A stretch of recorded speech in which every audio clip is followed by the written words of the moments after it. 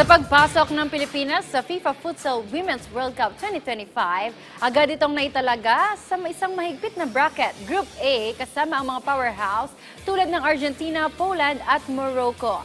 Handa na nga ba ang Pilipina 5 sa bagong pagsubok? Narito ang report ni Timmy JB Hunyo. Agad na matitinding kalaban ang sasalubong sa Pilipinas sa pag-host ng kauna-unahang FIFA Futsal Women's World Cup. Unang makakaharap ng Filipina 5 ang world number 14 na Poland, isang bansang may malalim na karanasan sa European futsal scene. Kasama rin sa Group A ang Argentina, na kilala bilang cradle of futsal sa Latin America, kasalukuyang world number 6, at ang Morocco, isa sa mga pinakamalakas na koponan mula Africa. I would tell them to embrace the moment, embrace that feeling, embrace all the tears, the laughter, the hard trainings, the fitness. Embrace all of it because it's not going to last forever. It's going to go by so much faster than you want it to, because moments like this are core memories. And this is something that they will all remember, that the Philippines as a country will remember for the rest of their lives. Bagamat delikado ang bracket ng Pilipinas, may isang bagay na wala ang ibang teams, ang lakas ng home crowd. Tiwala ang coaching staff na magdadala ng dagdag na tapang ang sigaw ng mga kababayan sa bawat laban. Pero kung pag-uusapan ang pinakamalupit na bracket, lahat ng mata ngayon ay nakatutok sa Group D, ang tinaguriang Group of Death. Pinangungunahan ito ng Brazil, undisputed powerhouse sa futsal, kasama ang Iran at Italy na parehong may matibay na sistema, at ang umaangat na Panama.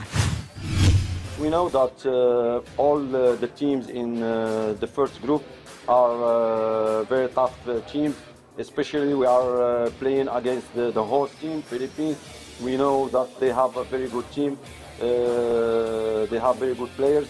Also Argentina, Poland, so it's a very tough group, I think. It's hard to qualify, but we will enjoy the games, we are happy to be here, and it's an honor to be among the 16 teams that we participate in the first edition. Samantala, nananatiling early favorites ang mga bansang Brazil, Spain at Japan na may mahabang kasaysayan ng dominasyon sa futsal. Pero hindi rin maitatanggi ang posibilidad ng upsets mula sa mga dark horse na gaya ng Thailand, Colombia at kahit Morocco na gustong gumawa ng ingay sa global stage.